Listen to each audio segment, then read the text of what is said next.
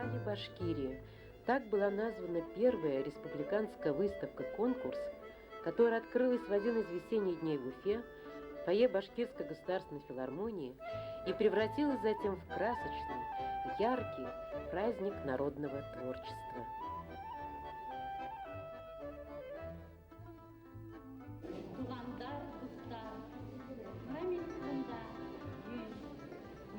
Дорогие друзья, в моих руках клубок пуховой нити. Ее спряли золотые женские руки, чтобы потом связать чудесную теплую шаль. Добро пожаловать на нашу выставку прекрасных башкирских шалей.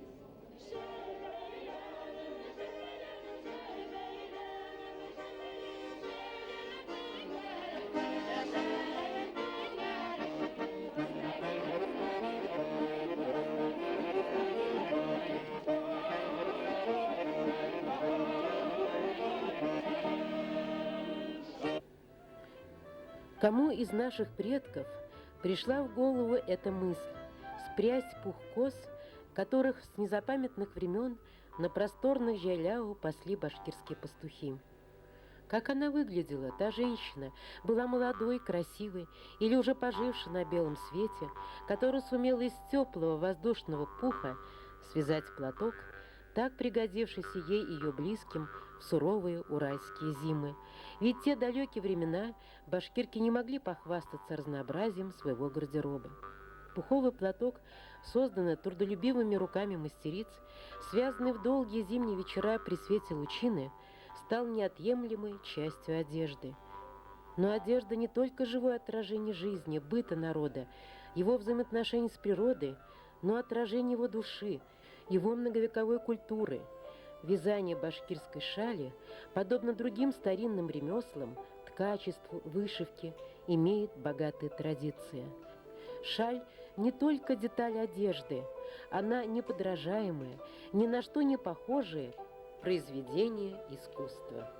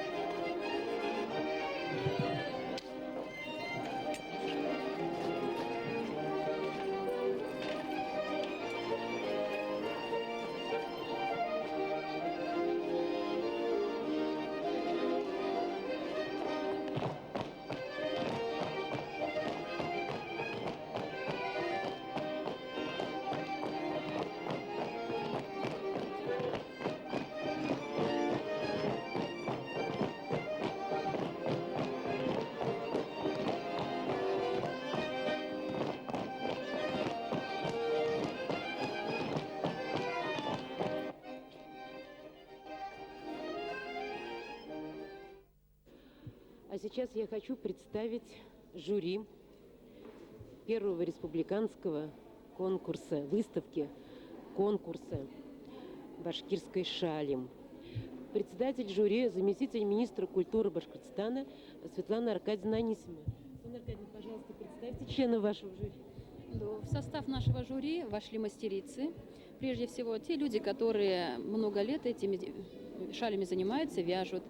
Но прежде всего, главный консультант Янчурина Мунирапа из Янчуринский район, Сылбаева Раиля, да, тоже из Янчуринский район, Тансылуш Мухаметова и Хамдия Сабиряновна Суфиянова, она сотрудник Центра народного творчества Министерства культуры. А все женщины остальные из Янчуринского района. А почему преобладает у нас Зианчуринский район? По каким? Ну, ведь наша республика издавна славится именно пуховыми шалями и еще первоначально козами Зианчуринского района. И, в принципе, все экспонаты, вот шали, представленные на этой выставке, прежде всего основу составляют шали из Зианчуринского района, большее самое количество. Хотя в целом на конкурс было представлено более 200 шалей, но основа, конечно, из Зианчуринского района. Более 200 шалей, да? Светлана Аркадьевна, скажите, пожалуйста, вот можно, ваше жюри уже закончило работу, насколько я знаю, да? И уже есть призеры шали. Вот эти те самые произведения искусства, я не хочу их по-другому называть, сейчас на коленях у наших членов жюри. Вот мне хотелось бы, чтобы с помощью ваших помощниц, мастериц, объяснили, по каким критериям шали, выбирали шали, и они становились призерами. Я вначале чуть-чуть поясню, что очень жюри такое принципиальное, будем говорить. Строгое, да? Очень строгое. Дело в том, что многие вещи, вот на мой, например, первый взгляд, прекрасные вещи, но, тем не менее, члены жюри находили те или иные изъяны или в работе, или там как была спрядена нитка, пух, ну, самые-самые разные, и кайма, соответствие вот этой середины шали, кайме, ну, столько много параметров, даже удивительно. Нам вот те люди, которые, ну, обыкновенно не занимаются этим вязанием, а могут только приобрести, купить, было просто удивительно. Я думаю, что вот сейчас, когда они расскажут критерии оценки каждой шали, многие наши женщины, когда будут покупать себе шаль, они будут это все использовать для того, чтобы выбрать хорошую. Ну, пожалуйста, давайте с Мунирапа начнем.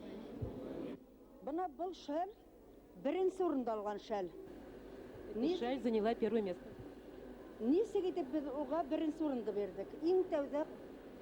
Почему мы ей дали первое место? Но прежде всего, конечно, учитывалось качество самого пуха, как его спряли, а потом, как его связали. Конечно, учитывается и орнамент шали. Смотрели, как соотносятся края шали по отношению к центру. Они должны свободно падать к низу. И еще один способ определения качества шали сейчас Мунирапа покажет. Вот так берется за тонкий пух, и тяжесть шали не должна его обрывать, этот пух. Мунирапа? Каждая женщина работает по-своему. Она начинается с техники, да, индивидуальной, с техники исполнения, какую она козу даже держит дома. Даже они выбирают этот плод, который у них уже развивается, даже как они эту породу, да? Даже породу эту коз, как они эту породу коз ближе к пушению, ближе к зиме, как они должны набирать пух, ведь она должна отращивать этот пух, как они даже содержат у себя в сарае даже, вот это даже... Условия содержания животных. Содержание сюда входит, порода входит. Вот откуда начинается шаль, оказывается. И ближе к тому, что вот чесание вот этого пуха начинается где-то в начале апреля, вот этот сезон, так когда коза только набрала этот пух, он уже не выпадает, он уже не скатывается, а именно оно дошло до кондиции, можно сказать так. Таким образом приходит время, когда пух наконец-то расчесывают. Потом уже это дальнейшая работа уже предстоит женщине. Как женщина сможет организовать свою работу, как она обрабатывает этот пух, она может это через ая провести. Это у нас есть такой инструмент. Вот девушки танцевали с этими инструментами. Да, это треугольник такой. Из него выходит самый качественный пух, а остатки женщина может использовать для носков, для варежек. А вот самый качественный пух идет уже для изготовления самого вот этого шаля. Ну и дальше у нас в семье, у нас вообще у каждой мастерицы в семье участвует все, можно сказать. Муж чешет козу, женщина вяжет, дети помогают. Даже бывает, что вечеринки, в зимние долгие вечера устраиваются вечеринки, и там в основном женщины, этот обряд у нас идет издавна, они сидят, разговаривают, им весело, долгие ночи, долгие вечера вот проводятся вот за такой работой. Очень весело. Там поются такмаки.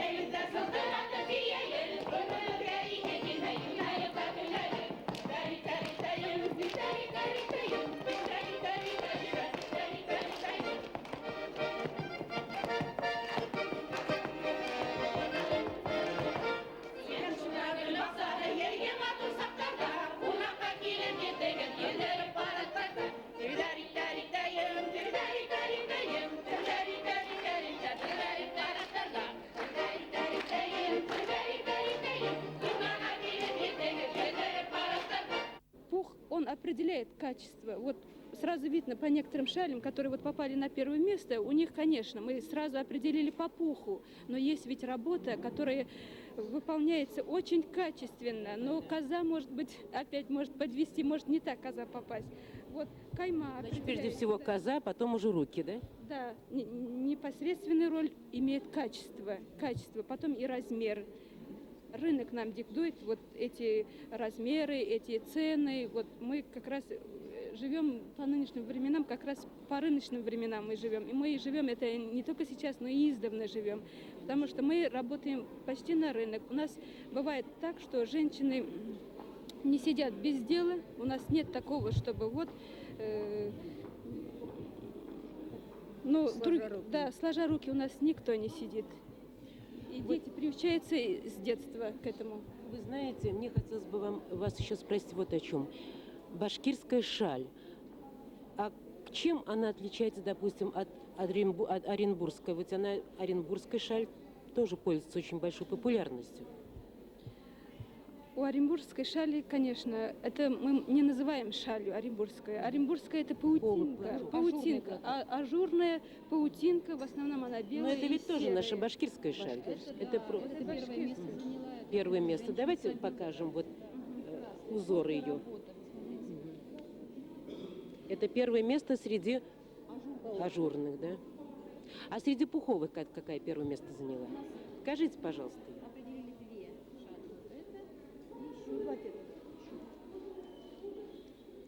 Ну, тут просто... Да, и вот это показывала, Мунирапай показывала, это тоже первое место. Первое место, ну а по каким параметрам уже... И вот все-таки отличие есть нашей башкирской шали от оренбургской? Есть, конечно, есть большая разница. Дело в том, что у нас очень пышные, легкие и теплые шали. Мы вяжем теплые шали для того, чтобы их можно носить, даже можно было, чтобы ими укрываться. В основном приезжают в Оренбург люди из разных уголков Союза, бывшего Союза, и вот наши шали в основном берут на то, чтобы их носить. А оренбургские шали, они в основном это как украшения. Они по ажурности и по то... То есть наши башкирские шали, они более практичные, да, вы хотите Да, сказать? практичные. Они для того, чтобы их носить можно было. Здесь используется этот пуха где-то около 400 грамм, а у паутинки, допустим, пух где-то около 100 грамм. И работа намного тоньше. Конечно, наши тоже носят паутинку, наши тоже вяжут паутинку, но в основном у нас предпочтение отдается шалям. Раньше как-то ткали, кисточками красивые делали, а в последнее время стали вот такие шали вязать. Вот смотрите, как первое место занимал, она как живой. Вот такой живой шали оренбургской нету, потому что у них там машинная вязка, не ручные. Это уникальное, только сохранилось в нашей Башкирии. Выставка-конкурс «Шали Башкирия» представила возможность ее посетителям купить любую понравившуюся шаль.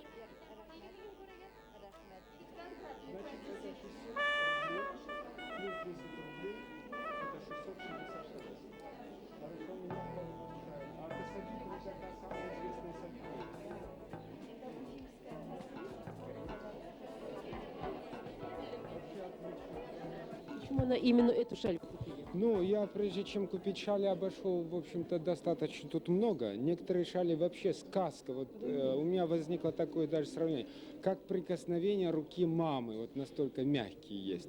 Вот я бы хотел даже сказать о некоторых из них. Это из Кужины, из Зилаира, отличная шаль, белоснежная. У Козловой, она живет в Уфе, проспект Октября 60/1. У нее 3 узора, в середине как парашютики, как будто бы спускаются. Вообще вот я как-то был в Самарканде, и здесь вот шали невольно напрашиваются вот такие сравнения. Но больше всего нашему покупателю понравилась шаль, связанная уроженкой Зианчуринского района, ныне она живет в Уфе, Фаридой Сабитовой. Это с 5 лет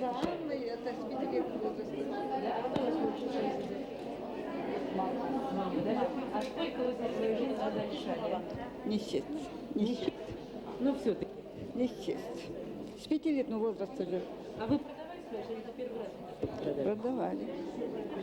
У меня очень много покупателей, заказчиков.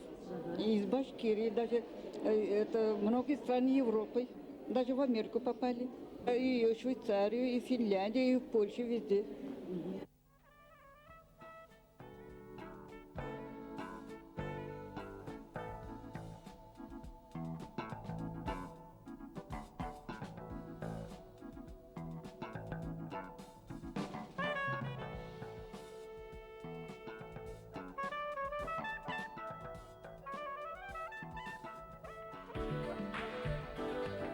Шаль не только одна из деталей одежды, любимая старшим поколением.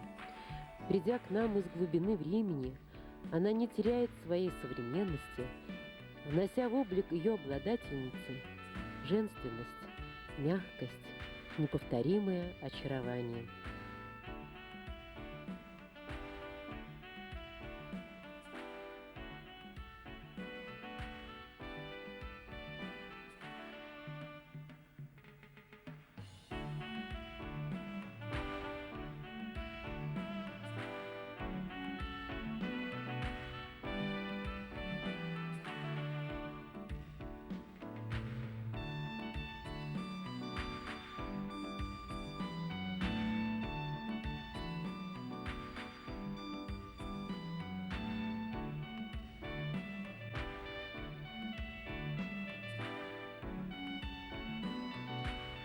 Пушистое чудо на ваших плечах. Под его покровом вам удивительно уютно, приятно, словно легкое, нежное облако, излучающее тепло, ласково и заботливо окутало вас, чтобы охранить не только от холода, но и от всех жизненных невзгод.